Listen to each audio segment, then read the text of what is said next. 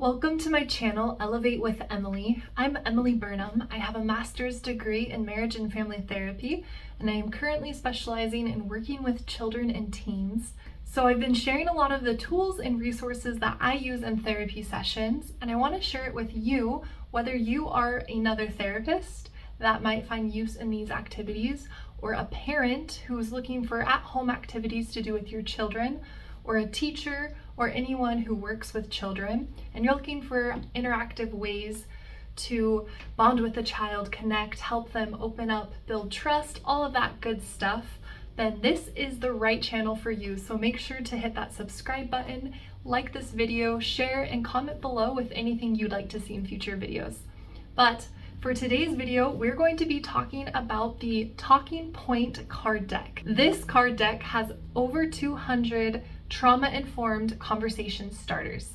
The purpose is to help build safety, connection, and trust, as well as to get to know the person you're talking to a little better and a little deeper. In today's video, we're going to talk about what this deck is, dive into how to use it a little bit, and go through some of the cards that are in there and practice how we would use the cards in these decks to foster connection, to deepen our relationship with our children, to break the ice in therapy sessions, all of that good stuff. So make sure to check out the timestamps in the description box below. I'll break down what each section of the video is talking about, and you'll also find a link to purchase your own deck if you want to.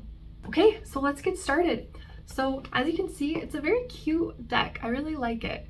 And they've sold over 800,000 worldwide, and it's been created by licensed mental health professionals and counselors. So ideally, it's created for children ages 6 and up, and there's 200 different cards, and each card is split into one of 5 categories. As I open up the deck, you can see there's little quotes on each side, just inspirational quotes. And I want to start with one of them by Cheryl Richardson. And it says, "People start to heal the moment they feel heard. Don't underestimate the power you have as a parent or a mentor in listening." I know sometimes it's easy to zone out, or your mind starts wandering to the billion things that you have to do. But genuine, honest, active listening is truly the start of healing. And so this is a great way to have conversations and listen to what the child says and actively listen. And just actively listening through this activity, you're already helping them to feel safe, heard, validated, and to start healing. So this deck contains some intro cards that I want to go over before diving into the different categories of each card. So the first card is a little how to use this deck of cards. Before starting, here's some good things to know. It's super easy. You take turns drawing cards and reading whatever is on it to the person that you're playing with. If you're playing with 4 people, you each take turns reading it to the person next to you or the person across from you, whatever makes sense.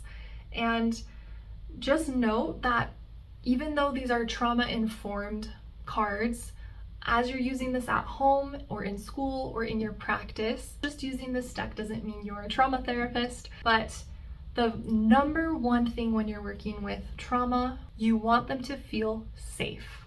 That is so key. If they don't feel safe, they're not going to open up.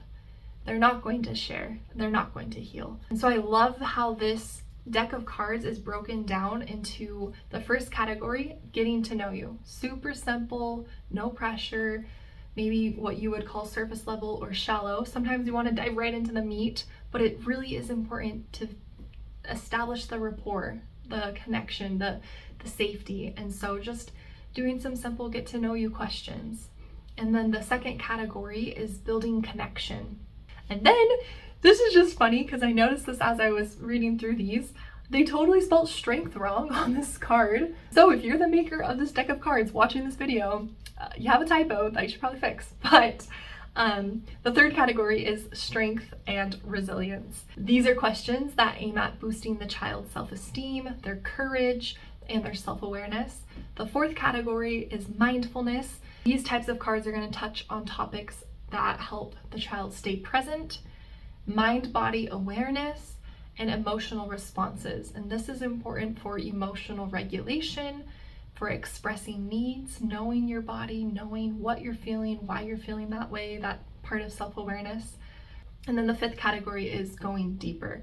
And so in this category, it's going to talk about stressors, outside relationships, and even deeper about emotions.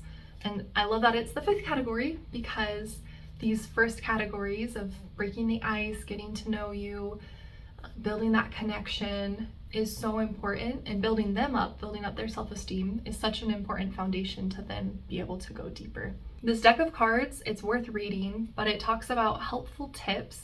Wait till the person is fully done speaking. That means don't wait till there's a small pause so you can jump in, but when there is a small pause, wait a lot longer than you think you have to. Even count to 10 in your head, and if it feels uncomfortable, good, you're doing it right. Silence is so uncomfortable for so many people, and we need more of it.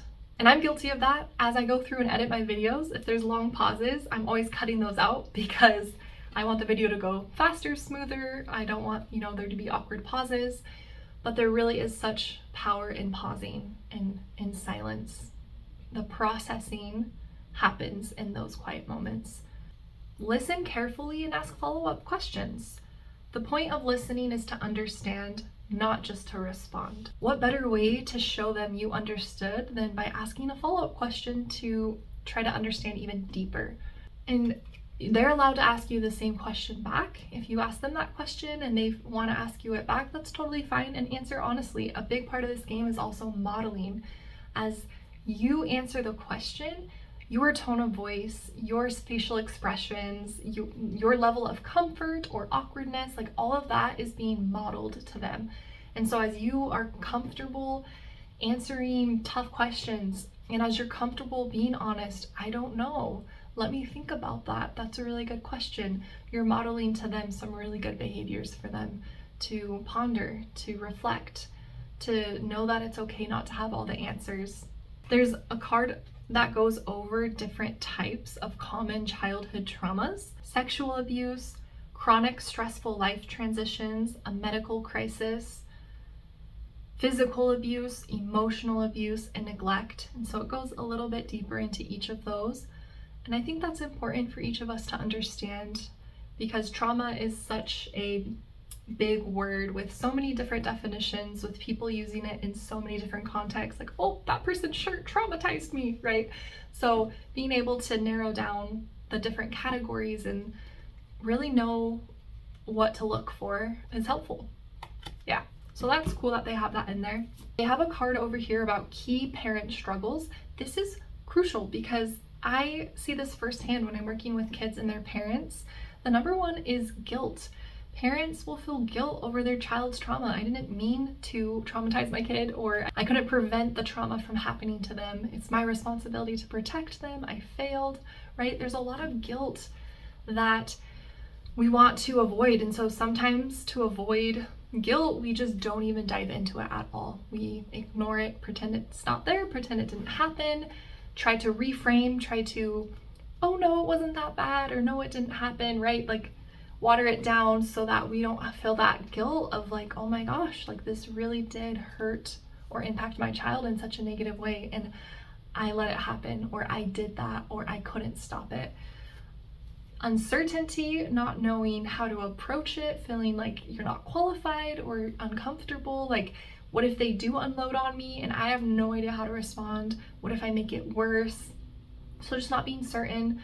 Or another common struggle is disconnecting. They're, again, too uncomfortable addressing these topics. They're uncomfortable with their own vulnerable emotions, and so they disconnect emotionally so that they don't have to feel those feelings. And I think the best thing that we can do as parents or therapists or mentors is be able to identify these things within ourselves and confront these things in ourselves, get the help we need, whether that is going to therapy or reaching out for additional resources, so that we can be in a stable foundation to help our kid no matter what own issues of ours start to rise up. Denial is another one that they'll face. Everyone goes through that. Like, that's just a common checklist part of growing up. So it wasn't that bad. that can be a struggle that parents want to immediately do when trauma is brought up, or trying to fix. This is a huge one, problem solving. You know, this is what happened, this was the problem, this is how I felt. Oh, well, here's what we can do to make it better, or let's put you on medication, or it's now my mission to help you heal, and I get hyper involved and start smothering. So those are just some natural instincts that and feelings that parents might have. And then there's also a little list of common ways that children react to trauma. Aggression, self-harm, compulsive behaviors, avoidance, and denial. And so as you see some of those behaviors creeping up in your children, maybe it's normal, maybe it's something else, but it's always good to rule out trauma. The frequently asked questions card. Number 1, what if my child wants to ask me questions? Right? Like, you get a little vulnerable, like, no, I'm asking my child these questions. I'm the parent, I'm the one up. But it really is a bonding activity, and so it is meant to be collaborative. It is meant to model an open discussion, to be this back and forth, and it's a really cool way for your child to get to know you as a human, to get to know some of your fears or vulnerabilities, and for you to model that it's okay to open up in that way if it's a safe environment. And obviously it's to the extent of how comfortable you feel self-disclosing. There are boundaries that we need to keep. There are TMI things that our kids don't need to know about us, but just answering as openly and honestly as is appropriate. And then the second question, will this improve a bad relationship? It can, that's what it says. The cards aren't a cure, but they can increase open communication, and that is one of the critical components of a healthy, positive relationship. And then the third question is, how often do I use these cards? As often as you want, as often as feels natural. All right, on to the last card. The one side of this goes over milestones for positive trauma recovery, and so I like that because it kind of gives you a roadmap. If they do have trauma, what are those stages of recovery, and what's that map gonna look like? The very last side of this card talks about sample opening lines that parents can use. Oftentimes it might be unnatural, and so here are just some examples of what you could say. Okay, so we're gonna move on to the 5 categories. They're color-coded, as you can see. And so as we said earlier, the blue deck is getting to know you. So some examples of getting to know you questions might be, if you could be any animal, what would you be? Or which celebrity would you like to meet one day? Or what season do you like best? Fall, winter, spring, summer? Would you rather read a book or watch a movie? If you could have any animal as a pet, what would you choose? What do you like to do on rainy days? If you could travel anywhere, where would you go? If you could tell the whole world one message, what would it be? What song always puts you in a good mood? So as you can see, just some simple getting to know you questions, pretty basic, not very complex at all. And then we move on to building connection questions, some examples of those that are contained in the deck. What do you think is an important trait in a friend? Which teacher has been your favorite so far? How do you try to be nice to other people? What's the coolest part about being a kid? What do you do when you don't agree with someone else? Do you think you're a good listener? And some good follow-up questions would be, do you think I'm a good listener? What could make me a better listener? How would someone know if you were upset? And who do you trust when you need support? So that's the building connection category. And I'm gonna move on to the third category, which is strength and resilience. So some of the questions in this category would be, what helps you feel better when you're sad? What would you change to make the world a better place? What does working in a team mean to you? What can you do today that you couldn't do last year? What's an easy way to make the world a better place? What used to scare you that doesn't anymore? What's something new you tried recently? And so you can see patterns to these questions, right? The getting to know you ones, the building connection are about relationships, and then these ones are about strengths and bravery, things that you couldn't do that now you can, or this positive focus on the future of making the world better. So it's this more positive outlook that you're framing and helping them see.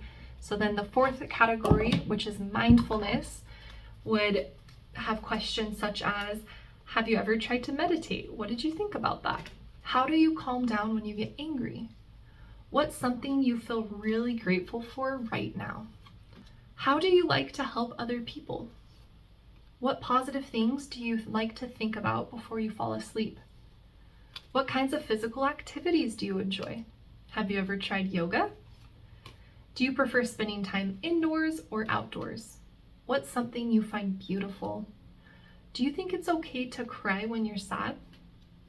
Do you enjoy spending time in nature? What's your favorite kind of weather? Have you ever laughed so hard that you've cried? And so this is helping them tune into their body, into the outside world, to nature, and to how it's all connected, how their experience makes them feel. And then the fifth and final category is drop the cards again.